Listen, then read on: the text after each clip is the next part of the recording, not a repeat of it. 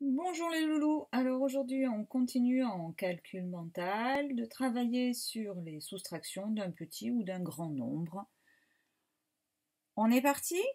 Ça est parti. Alors on avait vu, souvenez-vous, de stratégies, soit je travaillais sur les unités et les dizaines pour faire ma soustraction, soit je voyais la soustraction comme une différence que l'on peut remplacer par un complément.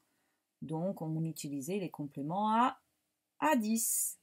Donc, soit j'utilise la ligne graduée et je cherche le complément avec les compléments à 10, soit je fais le travail sur la soustraction des unités des dizaines. Tout dépend de la soustraction qu'on me donne. Alors, c'est parti. Nous allons commencer par le calcul A. Vous prenez votre ardoise, vous faites votre calcul et tout de suite après on corrige, comme d'habitude.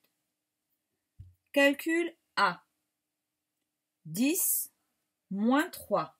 Je répète, 10 moins 3. Top, on corrige. Je vous ai donc demandé le résultat de la soustraction 10 moins 3.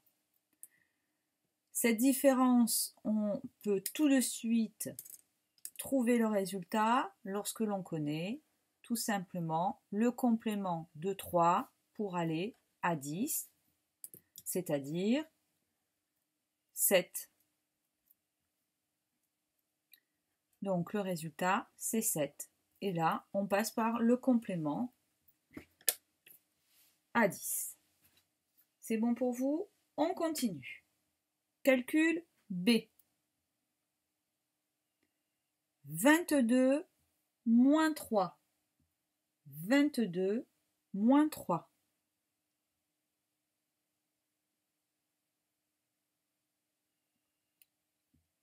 Top, on corrige. 22 moins 3.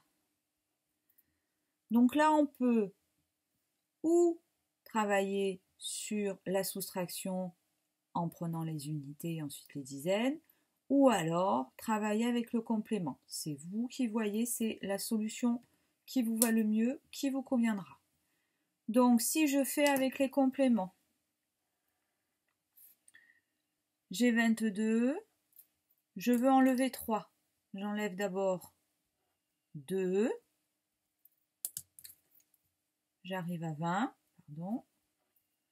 J'enlève encore 1 puisque je veux enlever 3. Pardon, 1 puisque je veux enlever 3.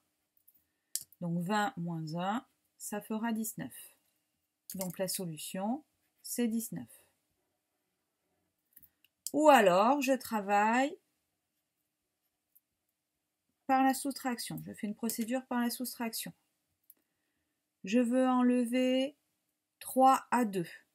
Je ne peux pas, puisque dans 2, je ne peux enlever que 2 ou 1 ou 0, mais je ne peux pas enlever 3. Donc je vais être obligée de faire un échange. Je vais donc échanger une dizaine. Donc si j'en prends une, il ne m'en restera plus qu'une. Donc il me restera une dizaine. Et là, j'aurai plus 2 unités, mais j'en aurai 12. Donc 12 moins 3, ça fait donc 9. On est d'accord? Donc j'aurai 9 unités. Et comme j'ai aussi une dizaine ici, donc une unité, une dizaine et 9 unités, ça fait bien 19. Donc choisissez la stratégie qui vous convient. Calcul suivant. Calcul C. 34 moins 6. Je répète, 34 moins 6.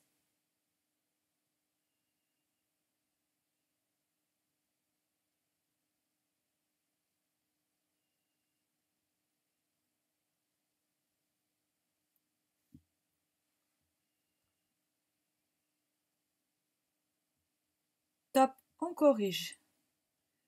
34 moins 6. Donc pareil, je choisis la stratégie qui me convient le mieux. Moi, la stratégie qui me convient le mieux, c'est de passer par le complément. J'ai 34. Je veux lui enlever 6. Je vais d'abord à la dizaine inférieure. Donc pour aller à 30, je suis obligée d'enlever 4. Et comme je veux encore enlever, je dois enlever en tout 6. Il faut que j'enlève encore 2. On est bien d'accord, 4 et 2, ça fait 6. Si j'enlève 2 à 30, j'aurai donc 28. Donc, le résultat, ça sera 28. Mais vous pouvez également passer, si vous voulez, par le calcul des dizaines et des unités. Mais comme d'habitude, à 4 unités, vous ne pourrez pas enlever 6 unités. Donc, vous allez devoir faire un échange. Donc, sur les 3 dizaines, vous allez en échanger une en unité. Donc, j'aurai plus que 2 dizaines et 14 unités. 14 unités moins 6 unités, ça fait bien 8 unités. Et comme il me restait 2 dizaines, ça fait donc bien le nombre 28. Vous voyez que c'est quand même assez compliqué de passer par l'échange de une dizaine contre 10 unités et que la stratégie du complément, elle, est quand même plus simple et plus rapide. Après, vous prenez la stratégie que vous voulez. On continue. On passe au calcul D. 25 moins 22. 25 moins 22.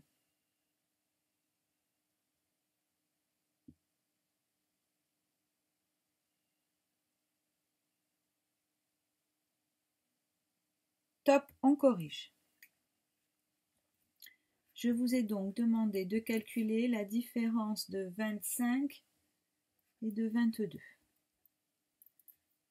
Là, ce qu'il apparaît très rapidement, c'est qu'il vaut mieux passer par la stratégie de la soustraction, puisque ça va être très rapide. On va faire 5 unités moins 2 unités. Ça fera 3 unités.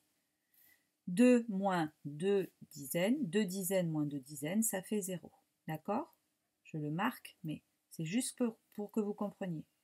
Donc ça fait 0 dizaines et 3 unités, ce qui veut dire que la solution est bien 3. On peut également le voir avec les compléments. Combien pour aller de 22 à 25? Il me faudra 3. On continue. Calcul E. 20 moins 17. 20 moins 17.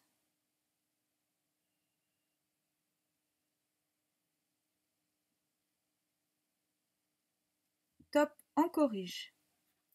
20 moins 17. Voilà ma soustraction. Moi, la stratégie qui me convient le mieux, c'est de savoir combien pour aller de 17 à 20. Puisque je sais que 20, c'est une dizaine entière, je fais la stratégie du complément.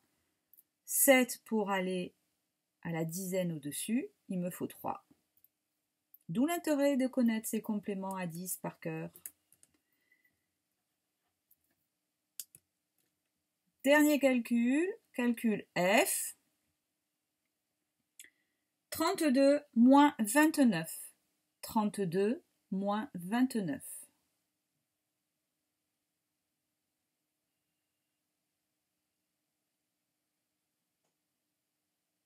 Top. On corrige. 32 moins 29. Là, c'est pareil. Pour moi, le plus simple, c'est de calculer combien il faut pour aller de 29 à 32. Par combien je le complète. Donc, la dizaine supérieure, ça sera 30. 9 pour aller à 30, il me faut 1. 30 pour aller à 32, il me faut 2. Donc, en tout, il me faudra 3. Donc, 32 moins 29, ça fait 3. Voilà, nous avons fini notre calcul mental. Je vous retrouve tout de suite pour faire avec vous juste le début de l'exercice 2 de la page 85. À tout de suite!